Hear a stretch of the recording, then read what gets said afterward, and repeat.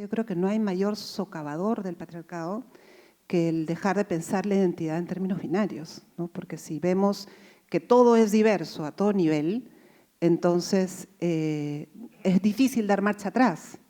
Y justamente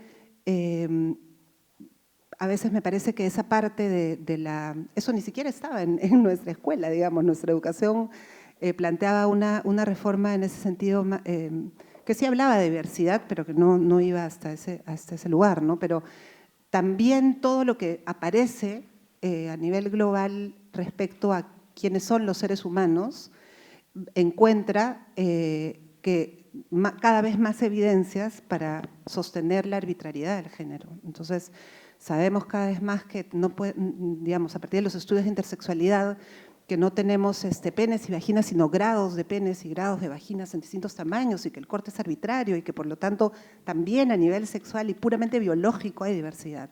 Sabemos que no hay un cerebro masculino ni femenino a partir de los estudios del cerebro, sino que en realidad los cerebros se construyen a partir del ambiente. Es decir, también tenemos cada vez más argumentos. ¿Cómo no va a ser aterradora la educación para el ultraconservadurismo si puede hacer eso?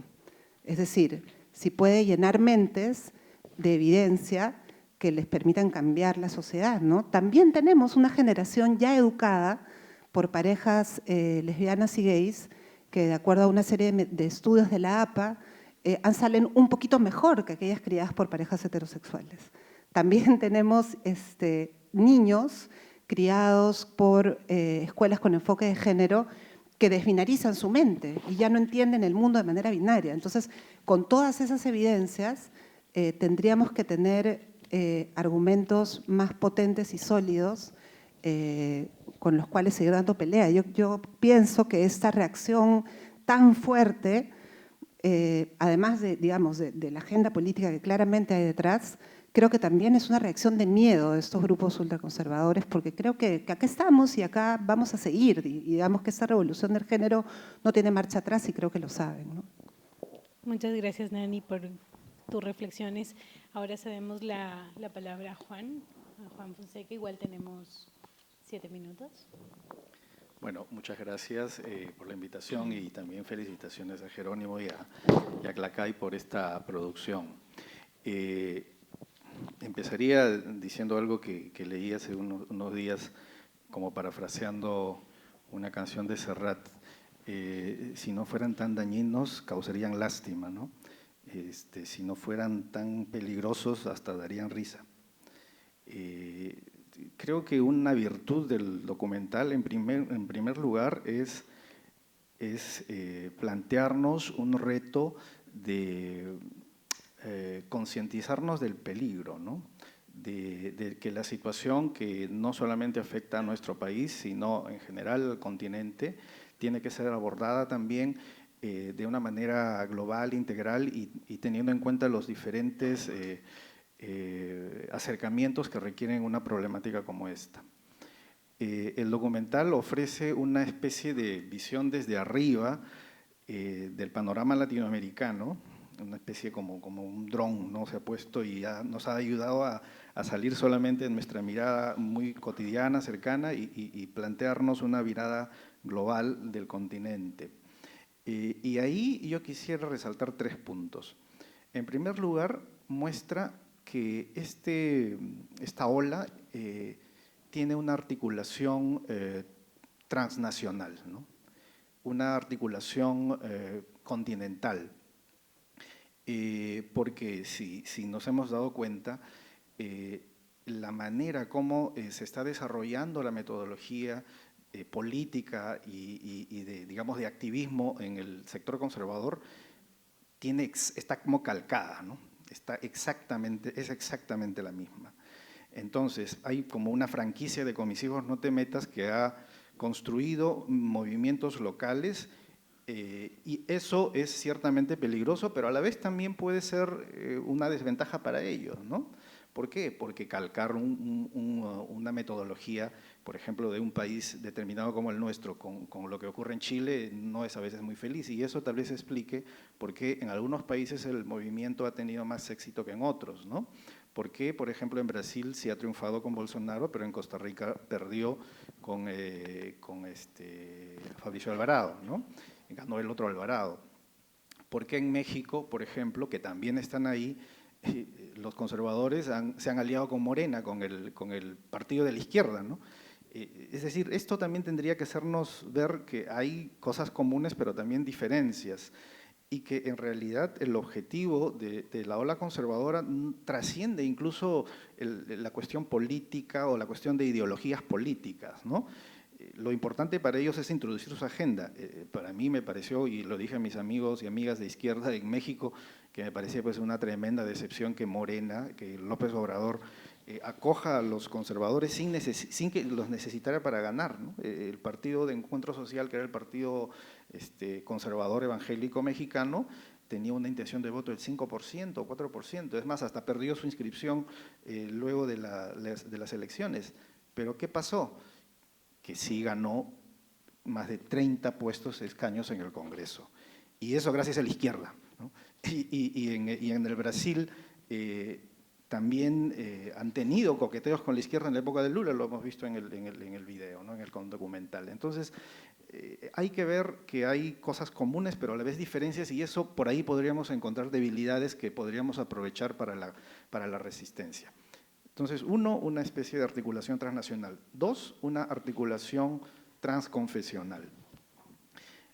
Yo soy historiador y algunos que me conocen, he investigado el mundo evangélico hace mucho tiempo.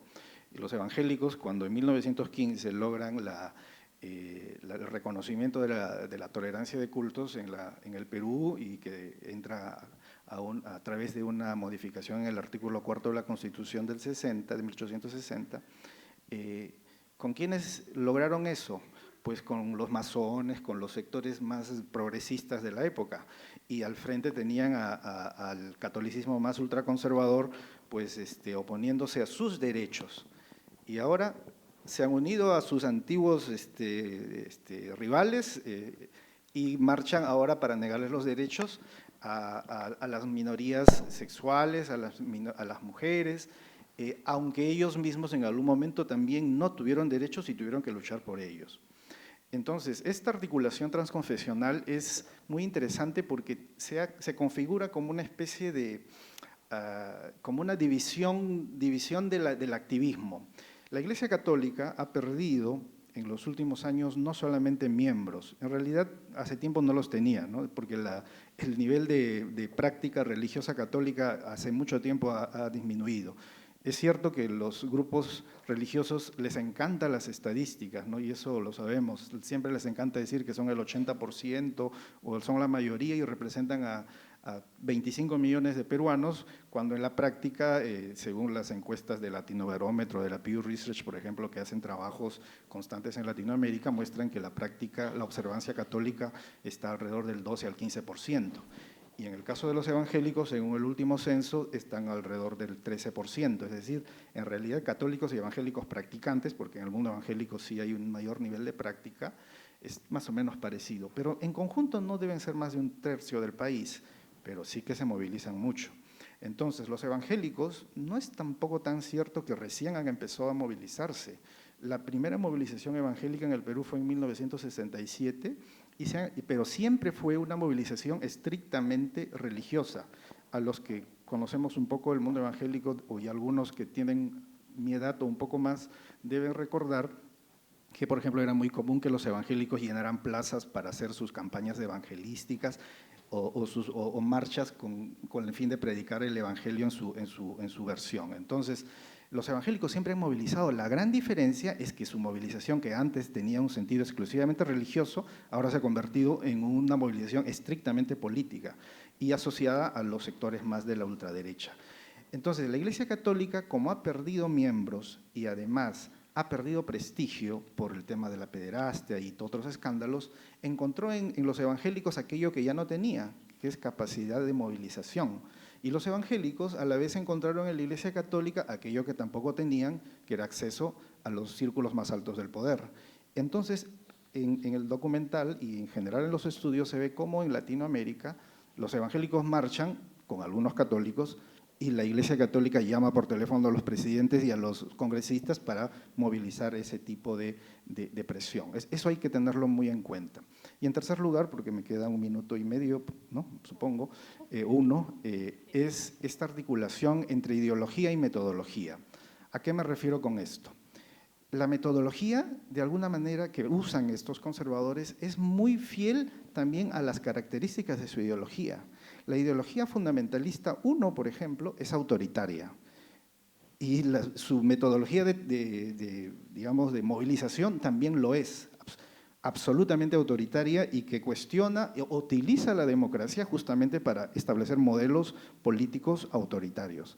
En segundo lugar, la lectura que hacen de los textos, especialmente del fundamentalismo, también es curioso cómo lo aplican en la lectura de los textos que no son sagrados. Los fundamentalistas, cuando leen la Biblia, lo leen acríticamente, descontextualizadamente y toman literalmente aquello que les conviene. Por ejemplo, en el tema de la diversidad sexual suelen usar, por decir, Levítico 18 y 20, que son el código de santidad, y entonces resaltan el versículo que dice que si te acuestas con un varón, bueno, estaba dirigido a los varones, como se darán cuenta, si te acuestas con un varón, entonces eres pues un maldito y es un castigo, es un anatema. Eso lo toman literalmente, pero cuando hay pasajes como ahí mismo, donde se dice que si se transgrede las normas del sábado también se castiguen, ahí sí no, ¿no? Ahí sí no. Es decir, toman literalmente aquello que les conviene y lo que no lo contextualizan. Hacen lo mismo con el currículo nacional. Toman palabras descontextualizadas, no comprenden el contexto y lo utilizan en función del objetivo político que tienen. Con esto acabo. Yo creo que esto nos puede ayudar, primero para comprender el fenómeno, porque una cosa que creo que a veces se nos ha faltado a todos los sectores que hemos estado o que estamos identificados con las causas progresistas, es no comprender el factor religioso también. Es decir, a Latinoamérica no es Europa, ¿no? Y aquí la fuerza de la religión es muchísimo más fuerte que Europa. Y entonces, si queremos plantear cambios sociales, legales, jurídicos, culturales en relación con la diversidad sexual, hay que tener en cuenta ese factor que siempre estuvo ahí, solo que ahora se ha levantado, emergido y con mucha fuerza, ¿no? Muchas gracias, Juan.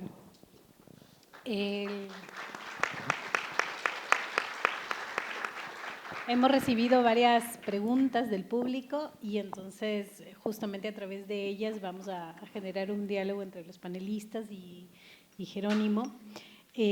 Una de ellas tiene que ver con, digamos, esta presencia de movimientos como Con mis hijos no te metas, influyen, como bien decía Juan, en las decisiones políticas y efectivamente en las decisiones políticas educativas de la población.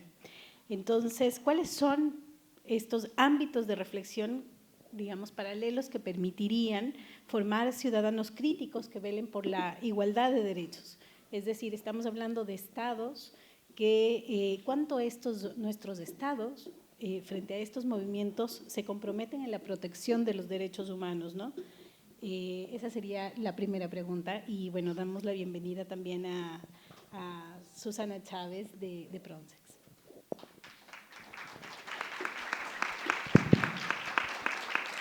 Ideología de género. ¿Qué es la ideología de género?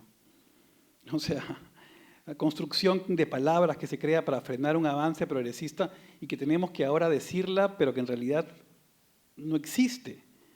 O sea, no te metas con mis hijos. O sea, no te metas con mis hijos. ¿A quién le dicen esto? A los profesores. Que no se metan con sus hijos. ¿Para qué? Que ellos dicen, para no lavarles la cabeza con esta ideología de género. Un profesor, que los conocemos además, fiscales y privados, ¿conocemos un profesor que quiera lavarle la cabeza a los chicos con la ideología de género? O sea, es que debería darnos risa, ¿no es cierto? Porque es completamente ridículo, falso y probadamente, o sea, se puede probar fácilmente. O sea, a un niño no le puedes lavar la cabeza de esa manera, menos un profesor. O sea, como lo decía Alberto Belaúnde, la homosexualidad no se inculca, la homofobia sí. ¿Qué está pasando entonces? ¿No? O sea, ¿por qué calan? Si tuviéramos la respuesta exacta, podríamos combatirla de manera más eficiente, pero es difícil, ¿no? Yo siento que hay varios elementos. O sea, uno, creo que estamos en una época de caos informativo tremendo, ¿no? O sea, creo que de acá a 30 años vamos a recordar el 2000, 2020, 2030, no sé, estaremos vivos, como una época de caos total de información, en las que nos quieren imponer que los mensajes tienen que durar 5 segundos, 10 segundos, atención, llegada a los 8 segundos, en los que ya los niveles de recordación son cada vez más graves.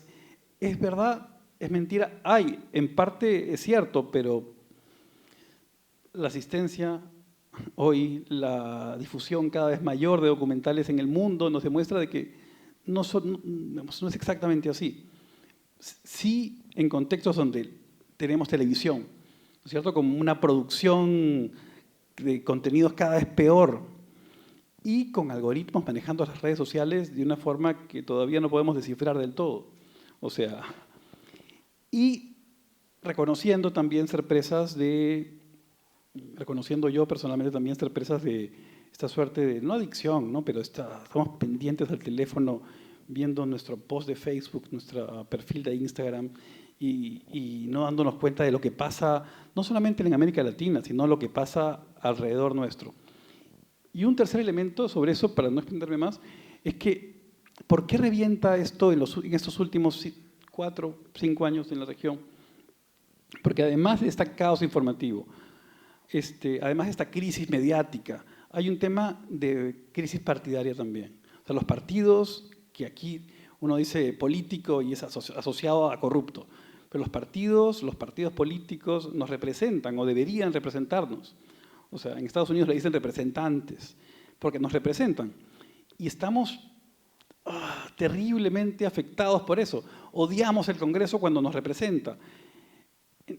Parece una paradoja, pues es casi como odiarse a sí mismos, ¿no es cierto? Es como mirarse al espejo y decir, te odio porque nos representan, hemos votado por ellos de alguna manera. Entonces, hay un escenario caótico, contradictorio, y paralelamente, como lo dijo Pérez Guadalupe también, son un ejército ordenado, obediente. Evangélicos, católicos, conservadores, partes de evangélicos y católicos conservadores extremos, trabajando en esos lugares donde efectivamente no llega el Estado. Entonces se da una suerte de combo que están aprovechándolo de manera muy eficiente y peligrosa. Y yo creo que esa es la base por la cual están creciendo con tanta, lamentablemente, eficiencia estos grupos.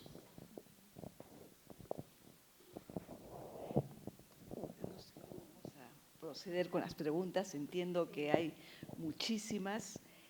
Solamente precisar que para nosotras como organización defensoras de los derechos sexuales y reproductivos, también como parte de una articulación regional, junto con otras organizaciones, hemos visto que desafíos muy fuertes de avanzar hacia la unidad, hacia la, digamos, desigualdad, han sido gravemente hackeadas y no nos queda más que la obligación de seguir trabajando, de presentar evidencias y además de generar también reflexiones, y eso ha sido el intento en todo caso para aquellos que hayan querido preguntar por qué PRONSEX, por qué el Consorcio Latinoamericano contra el Aborto Inseguro plantea este tipo de desafíos. Tiene que ver justamente con esta contribución de defender algo que hemos ido ganando y que todavía el Estado, que todavía la sociedad está demorándose en procesar, aunque ya estemos, muchos de los que estemos aquí sentados y sentadas, ya seamos parte de esa ganancia cultural. Entonces, en tal sentido, creo que eso ha sido el kit por qué nuestras organizaciones están tan involucradas en el desarrollo de esta iniciativa. Vamos a proceder con la lectura de otra pregunta para ponerla para el panel. Sobre todo se relaciona con el movimiento religioso, o sea, ¿qué hay detrás? Dice exactamente, ¿crees que el movimiento religioso se esconde, detrás del movimiento religioso se esconde una ideología fascista, como en el caso de Bolsonaro? ¿En el Perú podría llegar a tal extremo? No sé si, Nani, podemos arrancar por ti. Sí, yo quería decir una cosita sobre la pregunta anterior. Me parece importante también destacar que hay que presentar, reunir evidencias como la de este documental, pero también hay que reunir, que aportan muchísimo, y en esa misma línea hay que reunir evidencias de qué tanto efectivamente la ciudadanía está en contra del enfoque de género. Porque en realidad cuando hay estudios al respecto parece señalar que no es el caso, ni que los docentes están en contra de su implementación, ni que los padres de familia están en contra. Pienso en el estudio último de Angélica Mota, en algunos trabajos del IOP, que dan sistemática cuenta de eso, ¿no? Entonces, lo que hay, me parece, es una campaña muy bien orquestada, muy sostenida en el poder político, ¿no? Entonces, sí creo que uno de los grandes aciertos de este trabajo es que pone el énfasis ahí, en que el tema ni siquiera, o sea, digamos, sin no atender al tema religioso, que sin duda es articulador y fundamental, va más allá de eso, ¿no? E incluso me parece que, y estando de acuerdo con que Latinoamérica es inexplicable si no se incorpora lo religioso, pero estamos realmente tan en contra de la educación con enfoque de género, como así cada vez que se mira sale lo contrario, ¿no? Quizás no tenemos el tiempo financiado para estar parados en la puerta del Ministerio de Educación gritando con mis hijos, sí, métete, por favor, educa a mis hijos, ¿no?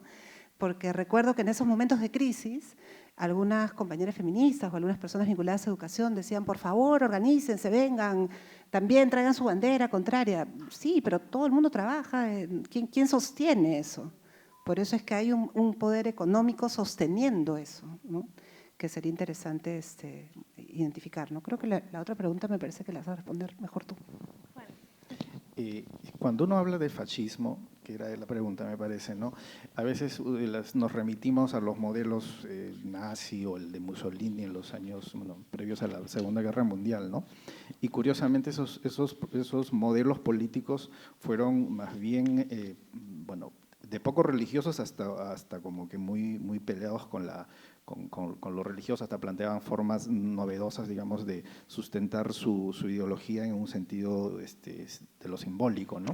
En cambio, por ejemplo, el modelo de Franco en España, que también es una especie de fascismo, pero que se sostenía justamente en el catolicismo como una especie de fundamento para su ideología nacionalista, podría servir para analizar estos fenómenos, ¿no? Este fenómeno de estos movimientos religiosos. Ahora, yo creo que en ese sentido, en particular el movimiento evangélico en su sector fundamentalista, porque tampoco no es bueno monopolizar todo, ¿no? El catolicismo como el protestantismo evangélico tiene mucha variedad, ¿no? El sector más movilizado ahora es ese sector extremista, fundamentalista, que tiene, creo que sí, y ahí es una hipótesis que todavía la planteo con cierto temor también, es que en la manera como se construyen los individuos dentro de una comunidad evangélica de corte fundamentalista, sí hay como elementos para pensar en que se pueda construir un movimiento de corte fascista.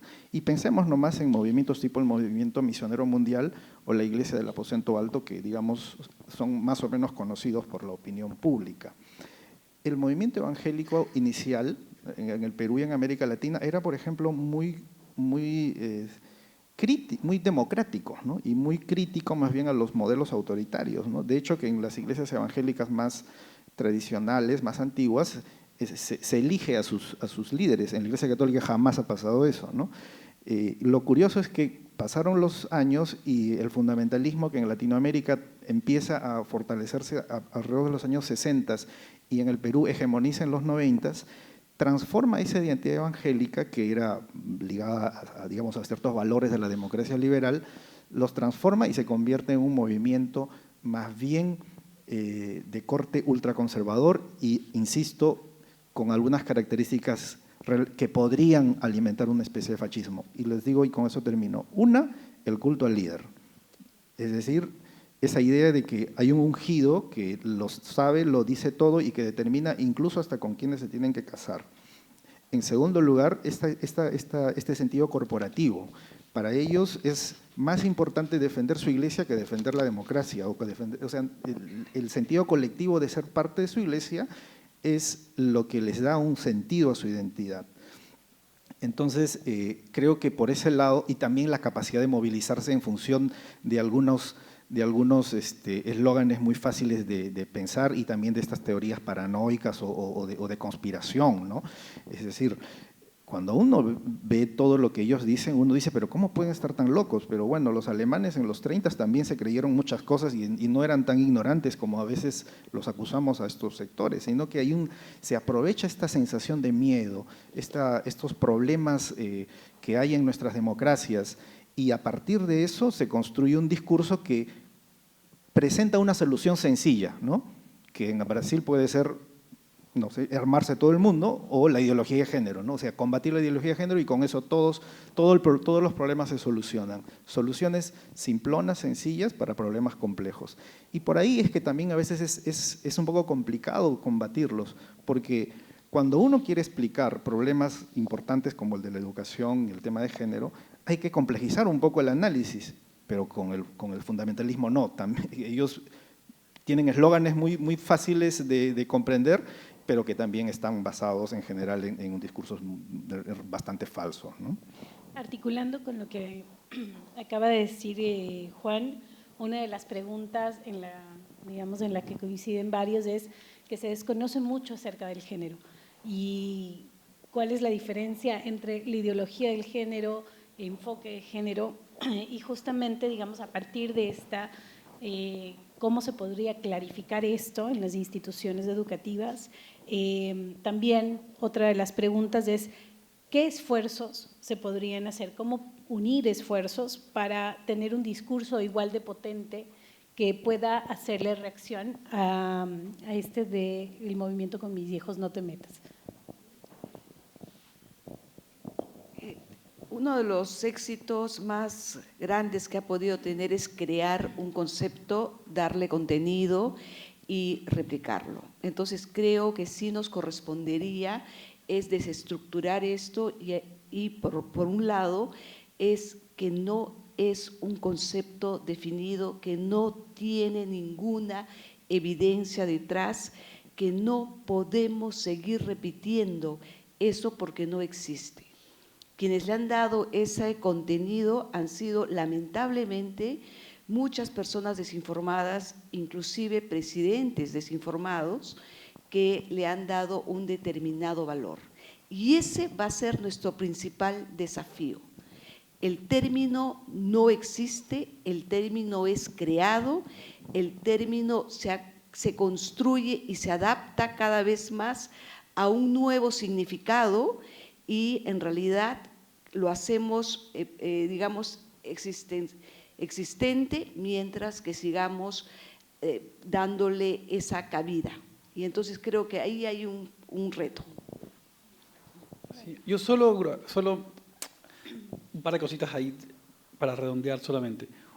Uno, creo que cómo enfrentarlo también, primero asumir de que esta no es una lucha feminista solamente, ¿no?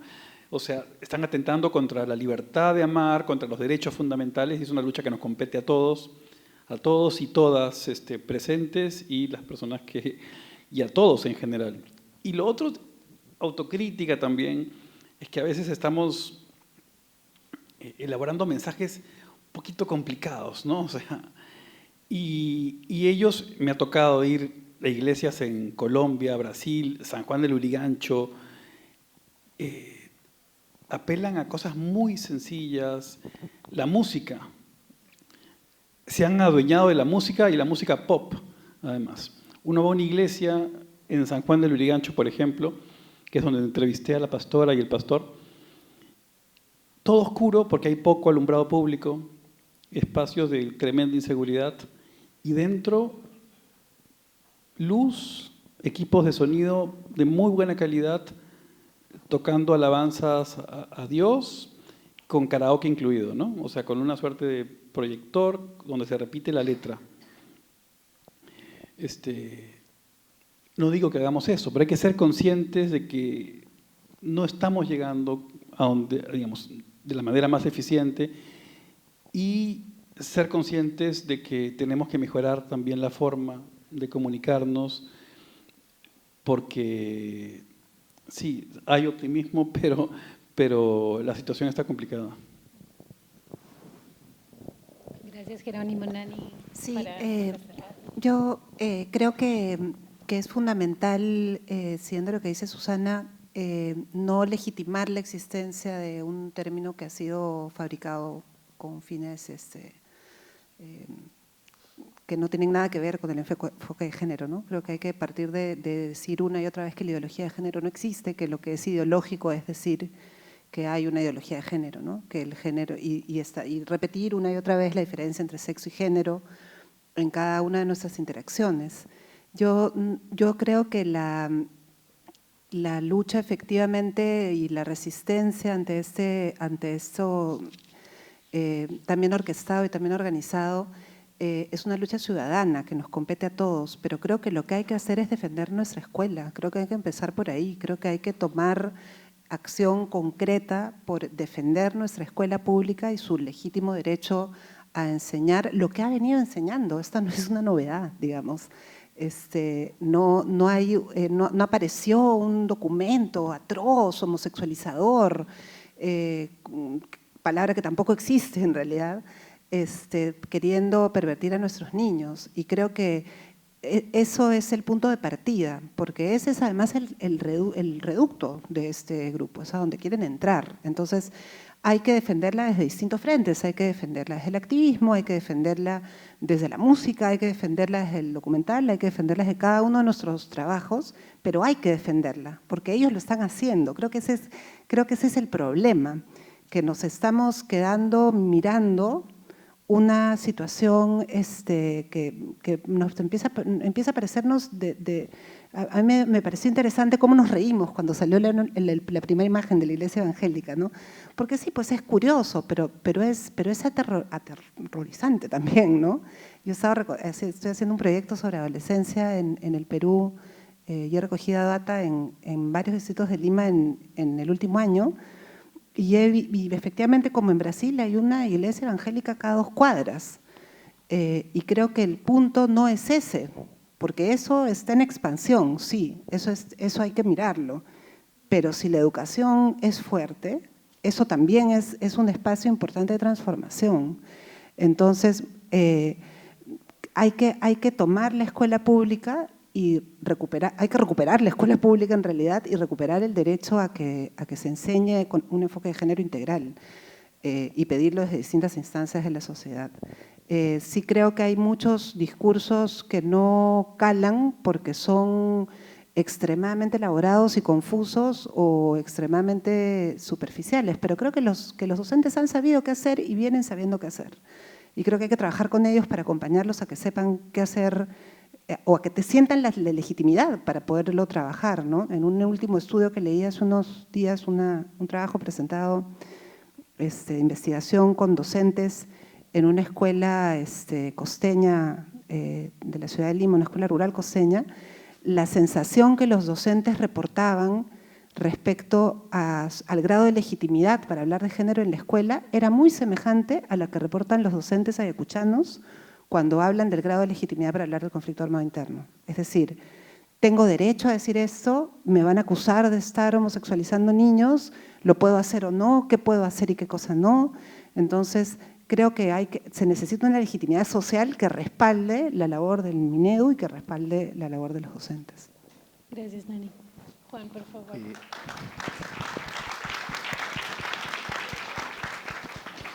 Yo creo que además de todo lo que han dicho, hay que tener en cuenta lo siguiente, a partir de las experiencias que hemos visto, que en el ámbito de la batalla política, efectivamente no se debe ceder un milímetro. En Costa Rica, lo podemos ver en el ejemplo de Brasil, por ejemplo, Dilma Rousseff cedió, ¿no? O sea, cedes un poco, ya perdiste, ¿no? En cambio, en Costa Rica, más bien Carlos Alvarado no cedió y triunfó, ¿no? Pero eso es en el ámbito de la batalla política, porque en el ámbito, digamos, de la articulación con las fuerzas sociales, yo creo que si algo el progresismo, hay que hacer un poco de autocrítica también, es que perdió un poco el contacto con los sectores más populares. ¿Y quiénes están más en contacto? Los evangélicos, aunque la verdad, aunque a muchos no les guste admitirlo. La verdad es que la Iglesia Católica, incluso que construyó el discurso de teología de la liberación extraordinario para empoderar a los sectores sociales, al final terminó haciendo más bien que los evangélicos que los pobres vayan a los evangélicos, ¿no? Es lo que dice un teólogo, Norberto Zaraco, ¿no? La teología de liberación optó por los pobres y los pobres optaron por los evangélicos, ¿no? Es decir, ¿y por qué optan? Algunos lo ven como una especie de, ay, pobrecitos, son unos tontos que los convencen rápido. Miren, cuando vino el año pasado todo el desastre del fenómeno del Niño, yo recuerdo algo que me quedó bien marcado. En Chosica muchos lugares estaban destruidos. El Movimiento Misionero Mundial y el Camino de Vida, dos iglesias evangélicas, una del sector muy popular y otra de clase media alta, armaron unas caravanas, casi 1000 personas, y fueron ahí a movilizarse, a apoyar, a ayudar, dar alimentos, lo que sea. ¿Qué sienten los pobres? Que ni siquiera el Estado llegan los evangélicos primero, ¿no? Y aunque sea una cosa, digamos, de puro interés político, hay que tener en cuenta que la gente más pobre va a entender que eso significa estar cerca de ellos. Entonces, de pronto, necesitamos, desde el progresismo también, digamos, el trabajo académico y el trabajo político es importante, pero hay que estar con los movimientos sociales, ¿no? Y si perdemos eso, es más, estos sectores pobres muchas veces asumen que el discurso de la diversidad y el discurso feminista es un discurso también clase mediero para arriba, ¿no? Yo recuerdo que en estas marchas del año pasado, por ejemplo, había un señor que le preguntan y bueno, el periodista se le acerca y le dice, señor, ¿usted por qué, en fin, por qué es homofóbico? Y él le dice, bueno, además tú también pareces gay, le dice el señor al periodista. Y le dice, ¿pero por qué parezco gay? Porque eres blanco, ¿no? Entonces, claro, el tema étnico incluso, porque quienes muchas veces estamos desde el lado, digamos, de la defensa de los derechos, nos hemos asociado de pronto con cierta, digamos, cierta élite que a veces los sectores más pobres, a los cuales a veces también se les trata con mucho desdén, ¿no? Por eso no me gusta mucho cuando se les trata de ignorantes. Hay que combatir a los líderes, pero a la gente sencilla hay que más bien intentar convencerla. Y termino con esto. Yo creo que uno de los grandes males del fundamentalismo y de estos movimientos ha sido el odio. Es decir, es una ideología del odio, si queremos usar sus palabras, así como ellos las usan contra nosotros. Es el odio por el otro, por la otra, ¿no?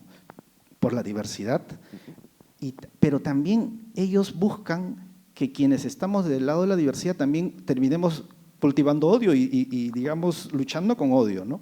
Y en ese sentido, la apuesta que debemos tener, como lo mencionaba Jerónimo, es recuperar siempre ese sentido de alegría y de amor y de felicidad que caracteriza justamente a las luchas de la diversidad sexual, ¿no?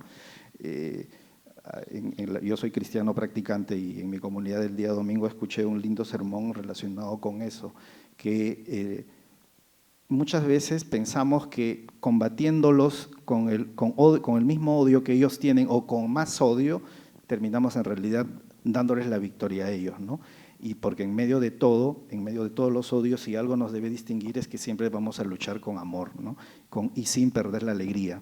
Porque ellos también utilizan mucho ese recurso. Ustedes ven sus videos y todos están alegres, felices, discriminando, pero están felices, ¿no? Y transmiten esa felicidad a la gente más joven, a la gente joven que lamentablemente están convocando y a veces nosotros no transmitimos eso, ¿no?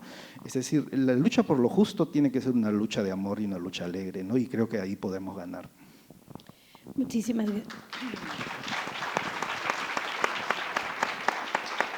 Muchísimas gracias a todos los panelistas. Vamos a cerrar con unas palabras de Jerónimo. No obstante, para nosotros como lugar de la memoria, la tolerancia y la inclusión social, estos espacios de reflexión son súper importantes porque estamos abocados a la formación de una ciudadanía crítica donde efectivamente podamos reflexionar sobre la inclusión, sobre el respeto y la necesidad de la igualdad en los derechos. Entonces, ahora han salido varias reflexiones compartidas por los panelistas, como no ceder los espacios en la arena política, como trabajar en el tema de los mensajes, en la claridad acerca de qué implica el enfoque de género, no la ideología de género. Y para nosotros es importante seguir divulgando estos espacios de reflexión, abriendo estos espacios de reflexión. Quería darle la palabra a Jerónimo para cerrar con una pregunta que justamente habla acerca de estos mensajes. ¿Cómo está pensado el plan de distribución de la película? ¿Cómo llegar del documental? ¿Cómo llegar a más espacios a través de la visualización de esta importante producción. A ver, en los próximos días vamos a subir el documental a YouTube. Pueden buscarlo como Género bajo ataque. El documental desde Promsex y Clacay está disponible. Justo se quedó gente afuera, me decían, gente del Ministerio de Educación. Podemos verlo, por supuesto, no solamente la gente del Ministerio de Educación, sino todos ustedes que deseen tenerlo, compartirlo, y si desean una versión en alta calidad, poder proyectarlo, Universidad Católica, pero el público en general está disponible, porque creo que si es que ellos, los fundamentalistas, radicales, en fin, están ganando terreno, es en parte por un tema de información.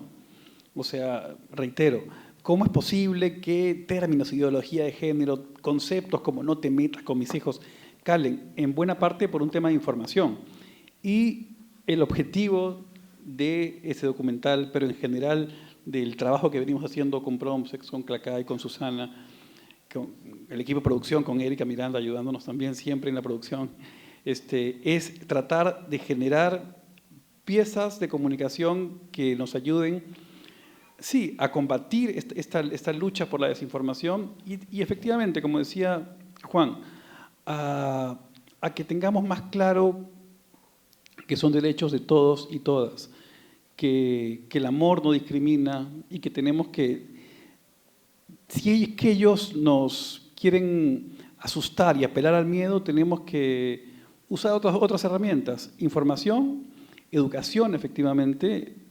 En Brasil leí ahora en la mañana, la primera declaración de Bolsonaro es decir que va a desideologizar los colegios.